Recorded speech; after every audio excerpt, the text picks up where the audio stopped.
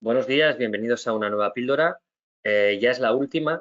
La verdad es que hemos tenido una muy buena experiencia con las píldoras que hemos ido haciendo durante este mes, estas píldoras de sostenibilidad que van dirigidas a poder dar un poquito más de información de lo que se está moviendo en términos de sostenibilidad. Seguramente haremos otra sesión como esta, abarcando otros temas que ya hemos mencionado en las anteriores píldoras, como temas de economía circular, etcétera. Y en el día de hoy hablaremos de Passive House. Es una sesión que yo creo que, bueno, ha mostrado o me han mostrado mucho interés por parte de bastantes actores desde el punto de vista de arquitectos, de actores del sector de la construcción y explicaros el por qué hemos decidido hacer esta píldora. La realidad actual es que los objetivos de reducción de energía son, podríamos decir, uno de los objetivos principales. Paralelamente a esto, tenemos obviamente los objetivos de descarbonización. Hemos hecho también una píldora que habla de descarbonización, pero la normativa no está, podríamos decir, tan desarrollada. Sí, la europea, no tanto la estatal, ¿no? En cualquier caso, desde el punto de vista de la eficiencia energética, la parte de Passive House parece ser, podríamos decir, me gustaría diferenciar entre el concepto de Net Zero Energy Building y Passive House, porque en realidad si nosotros aplicamos estrictamente el código técnico, estaríamos cumpliendo con el concepto europeo de Net Energy Building, aunque cada uno de nosotros tengamos diferentes opiniones de lo que debería ser un Net Energy Building. Pero cogiendo el código técnico y cogiendo su texto, se da cumplimiento de forma explícita a esos objetivos. En cualquier caso, la normativa trata sobre todo en temas de diseño en la eficiencia energética, pero hay una parte tremendamente importante que tiene que ver con la construcción y que desde nuestro punto de vista, desde el IT, consideramos que es la gran olvidada. De poco sirve que determinemos una serie de criterios en el diseño si después la construcción seguimos aplicándola de la misma manera que los últimos 40 años. Necesitamos un avance enorme en los criterios a la hora de construir para que realmente esos edificios que estamos diseñando, hipotéticamente de cero consumo de energía, acaben convirtiéndose en edificios de cero consumo de energía, ¿no? La manera de construir tiene mucho que ver. Y ahí es donde se justifica sesiones como las de hoy. En este caso, y no lo he explicado en las anteriores sesiones, en este caso el ITEC va a ir un poco más allá. Vamos a crear cursos de Passive House especializados en la parte de la construcción. Hay ya cursos en la parte de diseño, o ahora os presentaré a nuestro ponente, hoy no voy a presentar yo nada, pero yo creo que están haciendo un trabajo muy importante en esa parte de diseño y hablándolo con el equipo de Michel, pues dijimos que era necesario empezar a tener conceptos de construcción mucho más amplios de los que realmente tenemos, ¿no? Y lanzaremos un curso que estamos preparando ahora, sobre todo para entender cómo hay que construir desde el punto de vista de criterios de bajo consumo de energía. Passive House es una certificación que nos ayuda a entender estos conceptos y nos ayuda a aplicar estos conceptos que consideramos realmente importantes y necesarios y donde no está llegando la normativa, ¿de acuerdo? Todo ese control de obra, todo el tipo de ensayos, como podríamos hablar de blower door, etcétera, que consideramos que deberían de ser obligatorios, no aparecen por ningún lado. Podríamos decir, sí que aparecen, podríamos decir que la certificación energética te dice, has hecho esa de blower door, pon el valor, pero no hay una obligatoriedad y estamos hablando de conceptos que nos ayuden a entender cómo se va a comportar el edificio. Si no tenemos este tipo de pruebas, si no tenemos otro tipo de pruebas que seguramente hará referencia a Michel, pues no vamos a realmente certificar que estamos construyendo bien. Yo ya no digo nada más. Presento al ponente de hoy, Michel. Creemos realmente que los conceptos que se explican en certificaciones como la de Passive House deberían de ser obligatorios, tanto en diseño como en obra. Luego ya hablaríamos de la certificación o no, pero los conceptos yo creo que no tendría que haber discusión. Y os presento al ponente. Michel Wassouf es socio fundador de la empresa Energy House Arquitectos. Ha trabajado como arquitecto en diversos países europeos como Alemania, Holanda y España. Desde el año 2015 fue el primer experto en España en ser acreditado como certificador oficial de edificios Passive House. Es socio fundador de la Asociación Oficial Española de Passive House desde el 2018 desde el 2015 y desde el 2018 forma parte de la comisión científica del Passive House Institute. Yo creo que hay pocas personas a nivel español que sepan más de lo que vamos a hablar hoy que él. Obviamente hay otros especialistas, pero él ha abierto camino en España en este ámbito. Por tanto, Michel, estamos en tus manos. Muchas gracias. Vale, gracias Licine para esta introducción. Gracias a LITEC también por la oportunidad de presentar esta iniciativa vuestra muy interesante. Se ve mi pantalla, ¿no? Sí, se ve. Vale, la presentación. Pues sí, voy a intentar resumir en pues, estos 20-25 minutos que me dejas hacer una breve explicación Ya lo del... tenías bien, Michel, ya lo tenías bien. Ahora Bien, estamos viendo el formato no presentación. sí, lo raro es que se me ha ido la... Ahora, sí, vale, Ahora lo vemos vale. perfecto. Se ve, ¿no? Vale, Sí, pues sí. un poco explicar el estándar de la casa pasiva. Es un estándar que ya tiene un largo recorrido, o sea, es un estándar que va a una máxima eficiencia energética, claro, a día de hoy mucho más allá del código técnico. Es un estándar que al final, entiendo yo, es la base de los edificios de emisiones cero o de balance neutro. Entonces, se combina también con un confort térmico y unas condiciones de salud muy altas. Por lo tanto, los clientes que van a Passive House del sector público suelen ser administración pública que está inquieta para también para reducir el efecto de la pobreza energética. Empresas como Nasuvinsa en Navarra, que desde el 2011 a 2018 ya implementan la casa pasiva en las VPOs, o sea, ahí hay una obligación de certificar vivienda de protección oficial en Passive House. Luego, en el sector de vivienda unifamiliar, son muchos clientes que buscan sobre todo un alto confort térmico y unas condiciones de salud muy altas. Por lo tanto, para los promotores, para los interesados, promotores, lo que siempre decimos, que no es ahora algo nuevo, un prototipo que queremos experimentar, sino realmente es un estándar bastante maduro. Como veis aquí, el primer edificio se construye en el 1991.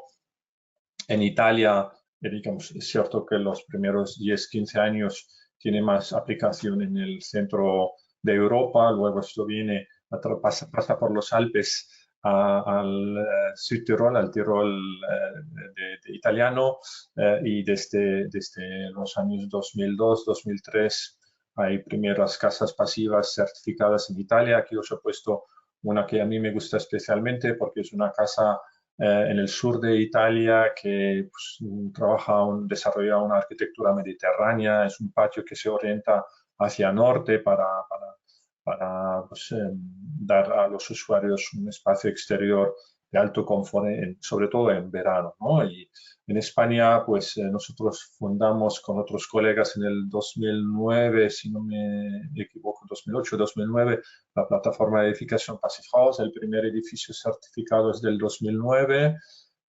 También pues, los primeros años, de los años 0 a años 10 de este milenio, pues la casa pasiva pues va poco a poco con pasos lentos.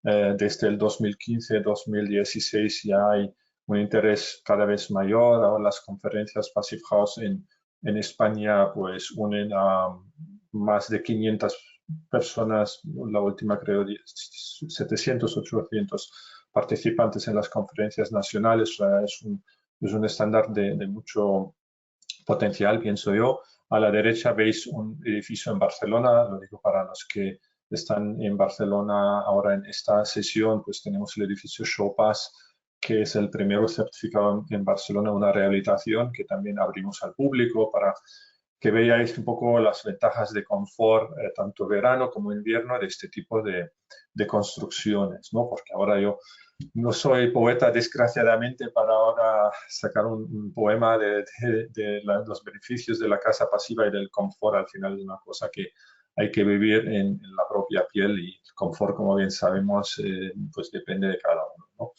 A nivel técnico, Passive House se centra en 6 criterios básicos. Luego pues se le pueden añadir muchos más componentes, pero sobre todo, como veis aquí, muy buena protección solar, muy alto aislamiento térmico, ventanas de muy alta calidad con transmitancias térmicas claramente más bajas, un cuidado de los factores solares también que se le da para llegar también a un confort muy alto en verano. Hay pues un criterio de reducción de puentes térmicos, luego reducción también de las infiltraciones de aire, y con esto combinado una ventilación controlada y en la mayoría de los climas de España con recuperación de calor. A nivel de soluciones constructivas, es un estándar prestacional, o sea, marca unos valores máximos que creo que os he puesto aquí unos números. Máxima demanda de calefacción, máxima demanda de refrigeración, máximo consumo de energía primaria total de todo el edificio, o sea, de hecho, incluyendo electrodomésticos, ofimática, cualquier uso vinculado con el edificio, como por ejemplo el ascensor, en las oficinas un espacio de server. Todo esto tiene que entrar en los cálculos de la huella de energía primaria. Por lo tanto, lo que calcula la huella de CO2 es una huella mucho más completa respecto al código técnico. Estos son temas más de estrategias políticas, donde las normativas europeas van a otra definición de energía primaria de emisiones de CO2 respecto a un estándar privado que es el de la casa pasiva. Veis que las soluciones, podemos hacer una Passive House con doble hoja, con entramado ligero de madera, CLT, steel framing. Hay una imagen también de prefabricado de hormigón, de forjados unidireccionales, losas de hormigón, el SATE, que desde luego es una aplicación bastante común. A nivel de criterios, no me voy ahora a meter a explicar los criterios, pero decir que uno de ellos también es el ensayo de Blau-Ardor. O sea, hay 2 tipos de ensayos que son obligatorios en la ejecución en obra. Por lo tanto, pues cierto que pues, hay que entregar una serie de documentos, de fichas técnicas para la certificación, pero sobre todo el ensayo de Blau-Ardor es un ensayo real que manifiesta realmente la calidad de ejecución de una obra, ¿no? de la cual pues difícilmente la dirección facultativa ni la constructora se puede escaquear, porque es un ensayo ya en condiciones casi óptimales, ¿no? Aquí pues un poco una lista de los criterios. La protección solar, desde luego imprescindible, y siempre decimos que tiene que estar colocada por el exterior y no por el interior. Hay un sinfín de soluciones, desde protecciones fijas, como veis aquí, como protecciones móviles que ofrece el mercado, y al final forma parte de la riqueza de las soluciones arquitectónicas. A nivel de soluciones industriales, muchos fabricantes también en España ya están ofreciendo soluciones para la casa pasiva, como por ejemplo persianas para pues, esto en función del clima, muy bien aisladas, con una hermeticidad más alta, preparadas para un ensayo de Blau-Ardor. Hay soluciones de persianas apilables, y desde luego pues no me voy a ahora entrar en más detalle, pero es un poco una imagen de las posibilidades. Luego, tema de aislamiento térmico y reducción de puentes térmicos. Hay pues una regla que se llama regla del rotulador, que lo que quiere es visualizar la idea de llevar un aislamiento térmico continuo, dando la vuelta en todo el edificio para minimizar las pérdidas en invierno y en verano también. Desde luego, esto es un concepto más abstracto que luego en la realidad pasa por un cálculo de una herramienta de cálculo que se llama PHPP y allí se optimiza el edificio. Por ejemplo, en un clima como continental en España, pues puede ser interesante poner menos aislamiento en el suelo para aprovechar de la inercia térmica del suelo, etcétera. Todo esto, al ser un sello prestacional, pues es al final una labor de optimización en la fase de diseño, pero luego también implica de modo bastante serio la calidad de ejecución de la obra. El SATE es una de las soluciones más populares en la casa pasiva, en la obra nueva o bien en la rehabilitación. También se puede colocar soluciones de fachadas ventiladas, desde luego, que también para el Mediterráneo pues, tienen sus ventajas. Aquí hay que cuidar los sistemas de anclajes, reducir los elementos metálicos. Aquí veis soluciones que trabajan más con madera.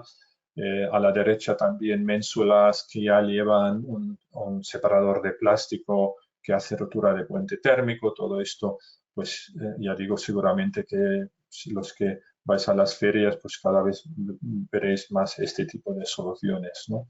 La planta baja, la losa de la planta baja también puede ser un forjado sanitario. O sea, esto no es ahora un conflicto con la casa pasiva, si bien es cierto que el forjado sanitario pues tiene ventaja a nivel de humedades, ¿no? El radón es un tema también, aunque también hay soluciones para cumplir con el radón con una losa maciza, y hay también una serie de casas pasivas como las que veis aquí que van sin forjado sanitario y que van con, por ejemplo, una capa de XPS por debajo de la losa.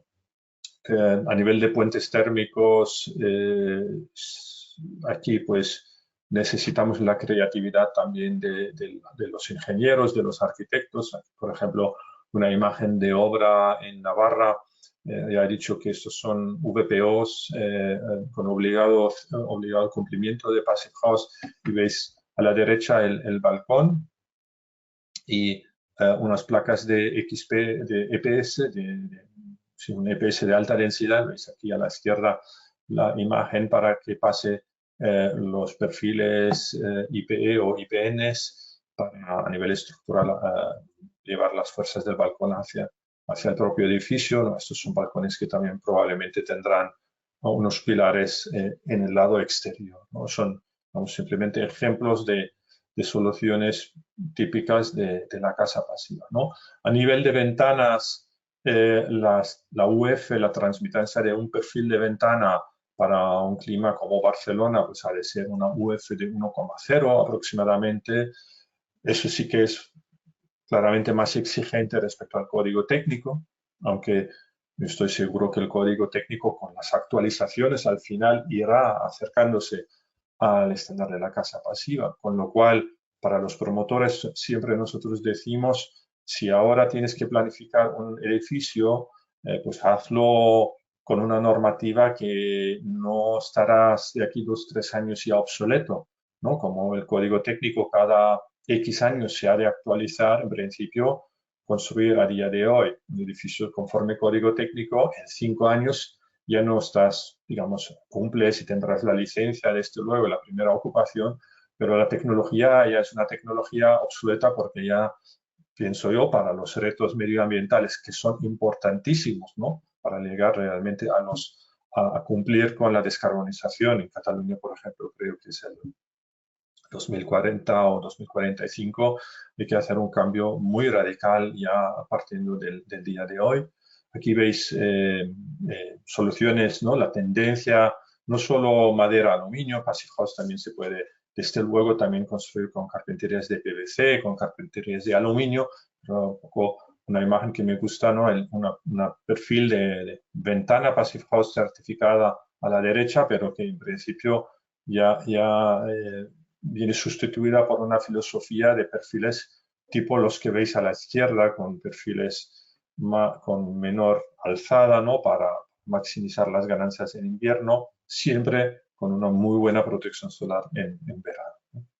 Hay que cuidar también el tema de la colocación de la ventana, tema de premarcos, todo esto pues son discusiones que solemos hacer en nuestros cursos y ojalá también esperemos con el curso que ahora vamos a lanzar con ITEC. Reducción de infiltraciones de aire. Esto en la normativa es una imagen de la normativa francesa, ya desde el 2013 es obligatorio hacer ensayos de Blauardor en Francia, ¿no? Ya es tiempo para que esto sea la realidad también en España. En la casa pasiva ya es obligatoria, entonces esto requiere una cierta preparación. En la fase de proyecto hay que definir la línea de lápiz, tanto a nivel conceptual como en el detalle constructivo. Con esto pues hay que cuidar la línea de hermeticidad, cosas como la capa de yeso, pues que funciona perfectamente para la línea de hermeticidad, pero hay que cuidar cosas de instalaciones eléctricas o de fontanería, ponerles en una capa de yeso. Todo esto bueno, son ejemplos de obras en España. Línea de hermeticidad, aquí las cintas estas de colores son cintas especiales que también forman parte de todo este cuidado de una línea de hermeticidad más cuidada, ¿no? Esto también, pues, cambios, esto es en concreto es un error de ejecución, pues aquí en la formación pues un poco contamos los principios básicos para que esto funcione bien, ¿no? También otro, digamos, problema en un ensayo de Blauardor, hacer resolver las instalaciones business as usual. La buena solución aquí, pues con una disciplina mayor de hacer las cosas bien, al final llegamos sin grandes problemas a cumplir también con los retos de la casa pasiva, ¿no? Veis cintas de colocación de ventanas. Esto al final, estas imágenes ya son conforme con la normativa UNE que también es válida en España para la correcta instalación de las ventanas con cintas de determinadas calidades, ¿no? Tema de ventilación controlada, ya conocemos estas soluciones del RITE, o sea, aquí tampoco estamos hablando de tecnología NASA, sino tecnología ya bien asentada, pero aplicada al sector residencial, ¿no? Con máquinas de ventilación de tamaño pues, más reducido, o sea, son como mini UTAs, pero puestas en una vivienda donde también hay que cuidar la calidad de estos aparatos, del rendimiento de los ventiladores, de los recuperadores de calor. Hay que entregar un ensayo de calibrado del sistema de ventilación. No vale simplemente instalar y luego un checklist de que todo cumple, sino pues con un aparato, puede ser en un anemómetro, mejor que sea este aparato, un flujómetro, donde medimos y calibramos, ajustamos el aire que sale de cada reja de difusión de aire, ¿no? Esto es un ejemplo de un plano de ventilación, ¿no? El tema de la ventilación controlada se combina con un sistema de filtros de aire. Veis aquí de un colega nuestro de Madrid, pues un filtro en una casa pasiva después de 3 meses de uso en Madrid. Os podéis imaginar, será lo mismo en Barcelona, el aire que respiramos día a día fuera de la calle y con este tipo de filtros como mínimo logramos conseguir calidad de aire limpia en el interior de las instancias, ya que sabemos que cada vez más trabajamos desde casa, nos quedamos, no sé si un 80% de nuestra vida o más en casa, ¿no? Hay cursos de formación para titulación de Passive House Designer, que aquí os he puesto un poco las diferentes figuras para un proceso de certificación, ¿no? O sea, al promotor también conviene explicarle las peculiaridades, las ventajas, los retos de una casa pasiva. El proyectista se le ofrece desde Passive House un certificado de calidad que es Passive House Designer, y para el constructor o el director de obra, director de ejecución, también se ofrece un sello de calidad que es el Trades Person, digamos, con un examen y que homologa los buenos conocimientos de estas figuras en una obra de estas características, ¿no? Luego hay la figura del certificado, ¿no? Ejemplo, y esto para terminar, ejemplo de un edificio rehabilitado, ya lo he dicho antes, en Barcelona, es la primera certificación ENERFIT. ENERFIT es el Passive House aplicado para la rehabilitación. Y ahí también el gran reto que tenemos, convertir el parque de las más de 20 millones de viviendas en España hacia la descarbonización, que desde luego es el gran reto de todos, ¿no? Y ahora con el Next Generation parece que esto se está moviendo cada vez más, ¿no? Entonces, en este contexto también lo que ha dicho Licinio, la importancia de la figura tanto del constructor contratista, el instalador de instalaciones, hasta el paleta y desde luego dirección de obra, dirección de ejecución de obra, son figuras claves para este puzzle, para que realmente lleguemos a buen puerto, que no se quede solo en un proyecto bonito, sino que también al final de la obra podemos entregar un edificio de balance CO2 neutro, como es este edificio Ya que está, también practicamos. Michel.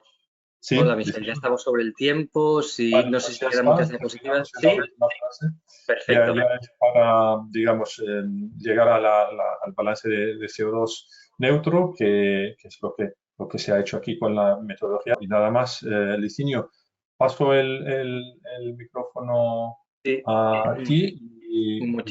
Muchísimas gracias.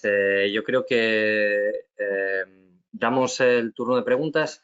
Sí, Muchísimas gracias. Yo creo que todos nos quedaríamos más tiempo, ¿no? Escuchando todas las soluciones. sí, sí. Yo creo que bien. Voy a ver si hay alguna pregunta. Apenas un comentario. Yo creo que todo lo que está explicando Michel pues es algo que tenemos que implementar a un grado mayor o menor. Sinceramente creo que tenemos que darle la vuelta al sector en el sentido de que por un lado tenemos la parte de diseño y la parte del código técnico que de alguna manera se está acercando a esos edificios de diseño de consumo casi nulo, pero luego pasan muchas cosas después, ¿no? Esas cosas que están pasando después respecto a la construcción, respecto a los detalles constructivos que de alguna manera no se tienen en cuenta de forma correcta en la parte normativa, es decir, sí que podemos cumplir con todos esos requisitos que nos marca el HE0, el HE1, pero luego la importancia está en el detalle constructivo, ¿no? En cómo solucionamos todos esos puntos.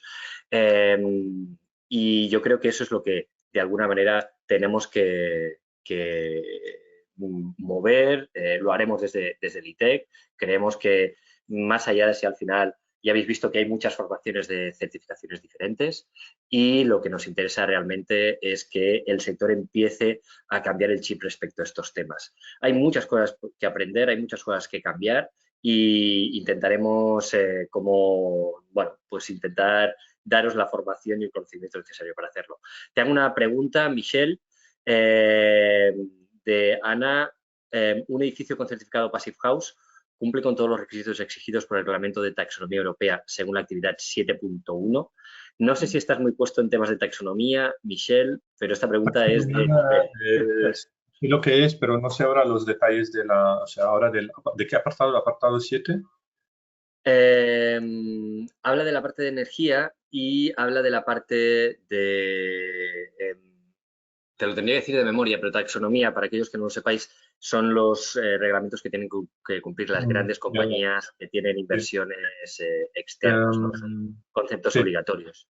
sí, a ver, es una parte de la eficiencia energética, es una parte de la taxonomía, pero hay que ir más allá. Lo que hicimos, por ejemplo, en el SHOPAS es hacer un análisis de ciclo de vida y también incluir la huella de los materiales, todo el tema de la economía circular, ¿no? Son temas que son complementarios al estándar Passive House.